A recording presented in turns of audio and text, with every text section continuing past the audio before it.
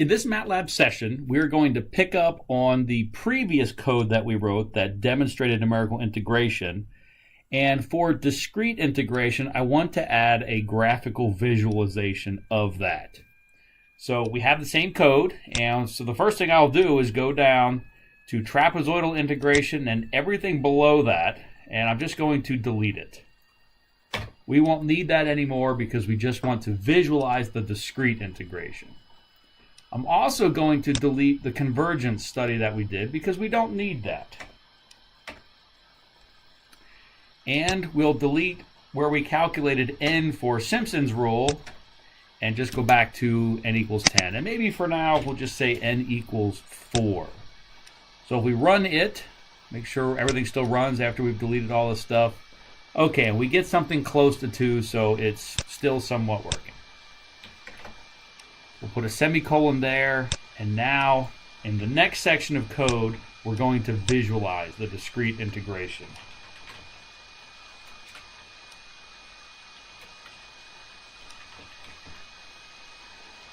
Now, observe how I'll do this. I won't write all of the code all at once. We're just going to build on this one layer at a time. So, we want to see a few things. One, we would like to see our current function. And let's go ahead and look at that. Plot x, y. Let's run this and see what we get. Now, we're displaying a function with very sparse points. And I really don't like connecting the dots when we have sparse points. At the very least, we need to put little dots or circles or something at those discrete points to be a little bit honest that we only know the function value at very few discrete points. So let's use blue circles, also connected with a solid line. Now, okay, we're a little bit more honest. But to visualize discrete integration, we probably don't even want these lines at all. And we can get rid of them this way. Now we're only displaying those points, these discrete points. For visualization purposes, I probably also want to see my function, but a nice, smooth, sort of analytical version of that. So what we'll need to do is go ahead and calculate a high-resolution version of the function.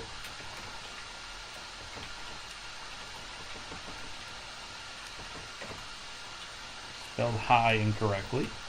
So we will need a high-resolution version of x. So this will be still linspace. Oh, we're doing discrete integration, so we don't want to use linspace. Let's copy and paste that section of code. And we'll need an N2 or an NH. Let's come up with an NH, number of points for our high-resolution version of the function. And maybe we'll make this 1,000 points.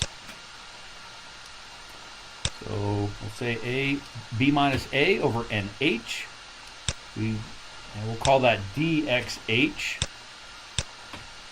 Then we need to build an xh, 0.5 to nh minus 0.5 times dxh. And now we can calculate a yh, which is func of xh.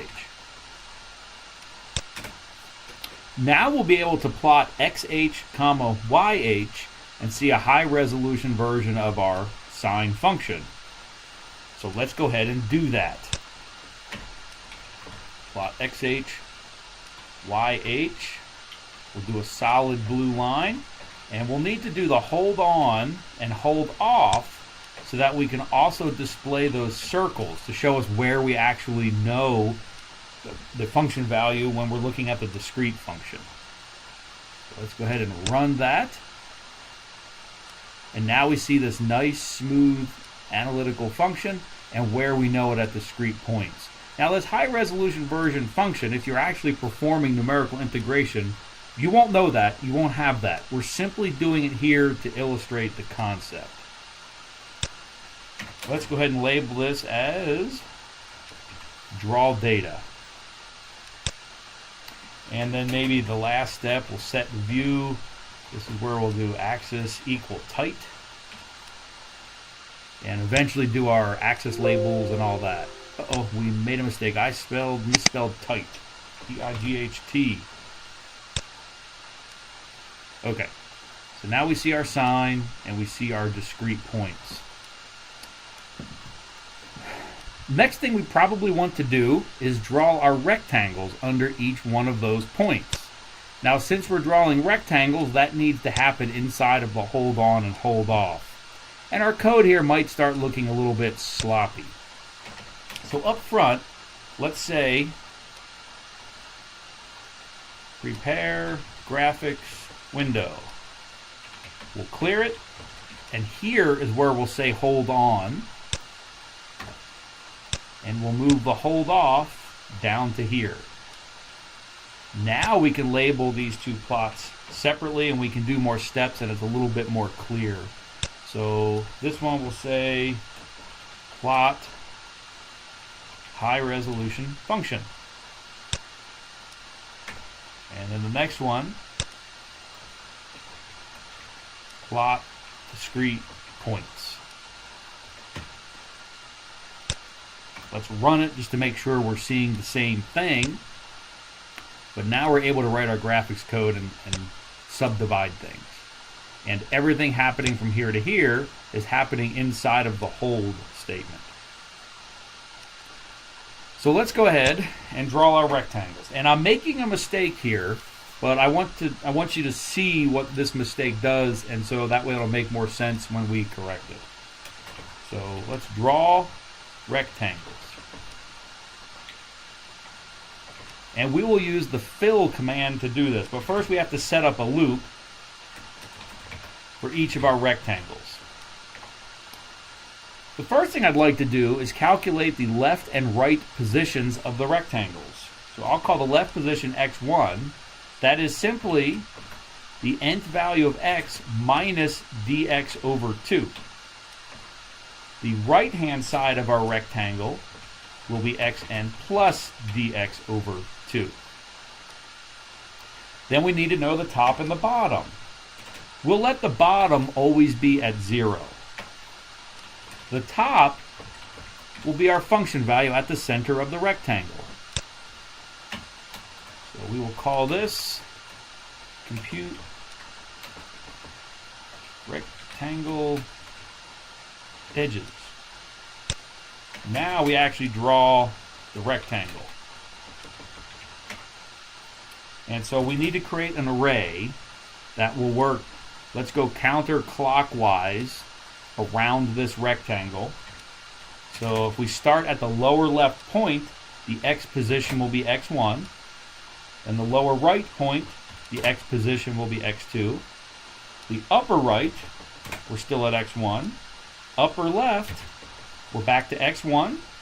And then finally, we come down to x1. We're going to do the same thing for the y position. At the lower left, we're at y1 height. The lower right, we're still at y1. Then we move up to y2 at the upper right. Upper left, we're also at y2. And then come back down to the first point, we're at y1. Now we can create this rectangle. We'll fill it in with a gray color. Let's go with 0.8 times 111. Let's go ahead and run this and see what it looks like. Okay, we made a mistake. Okay, the mistake was we were accessing F to get the height of the rectangle, and we actually calculated that as Y and not F. That was my mistake. Let's go ahead and run it again. So what happened here?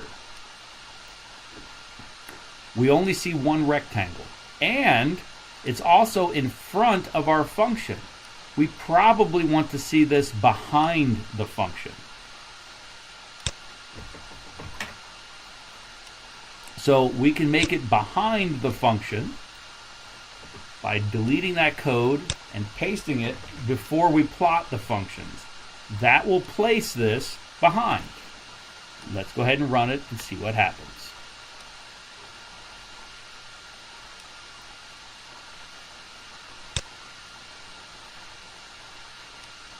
All right, it's still not working. We have it behind the function, But notice, man, some of our circles have moved down. We only see one rectangle. What on earth is happening here? And this happens to me all the time. Stare at that and see if you can figure out what's happening. Go ahead and pause the video, and I'll give you a hint. The problem is somewhere in here. We should see 4 rectangles. Okay, here's the problem. Up here, we've defined the position of our points in this array X. Well, down here, we've overwritten that with the positions around our first rectangle. And so from that point forward, we no longer have the positions of all our points for the integration. They're mixed up with the points around the edge of the rectangle. So that messes things up. And I do this all the time. I accidentally use the same variable, 2 different things. And so I will name this XX and this YY, simply because I never use XX and YY. And I know I won't be overwriting anything. Now I should see 4 rectangles, and they're behind the function.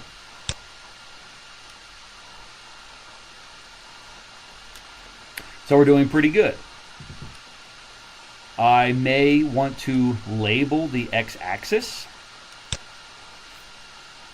So that'll be under set view. We'll come down here. We'll say x label. And let me just put an x in there. And we'll run it. We'll see what that looks like. So it has an x here. But in fact, that's not really a correct math symbol. That really should be an italicized Roman type font. So let's go ahead and use the LaTeX interpreter.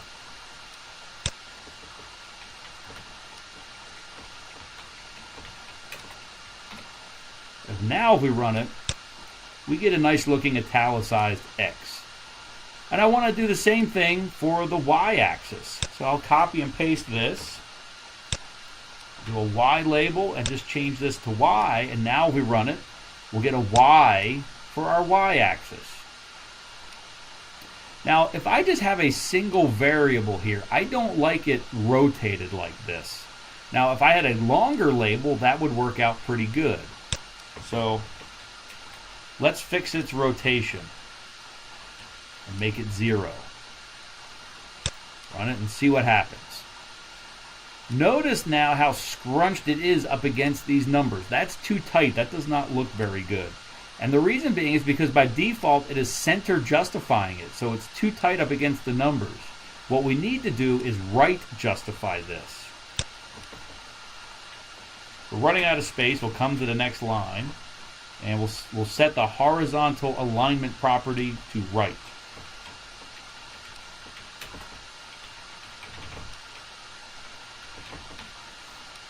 We haven't spelled anything incorrectly. Now that should look pretty good.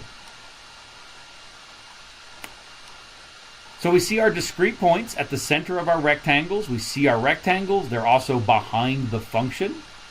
It looks like we're doing pretty good. Well, maybe we want to highlight these error regions. How would we do that? We're going to use the fill command again with a very large polygon, if you will. And what we'll do is we will extract the points along this curve, and we'll add to it this point, and then back to the beginning again. We'll draw that as one polygon, and we will do that for each rectangle, and that will be our error region. So this will be draw the rectangle, and now draw error region. Well, the first thing we need, let's move this graphic window over here. We'll need this array of x points and y points for this high resolution function.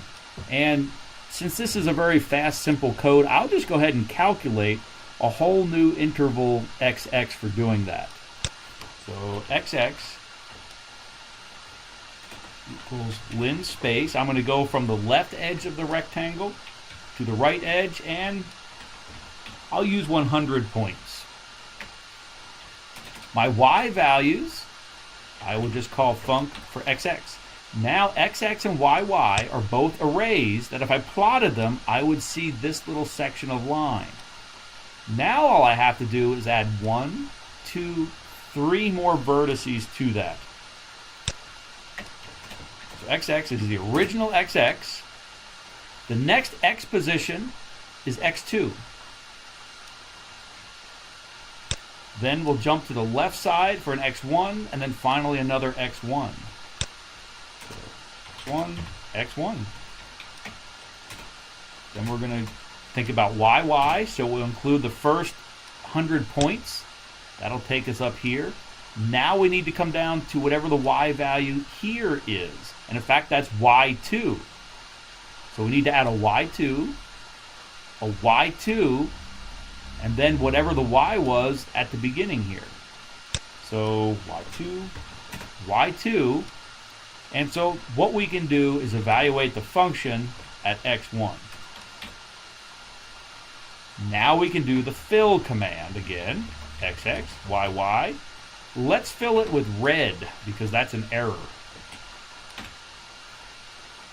Now let's see what happens.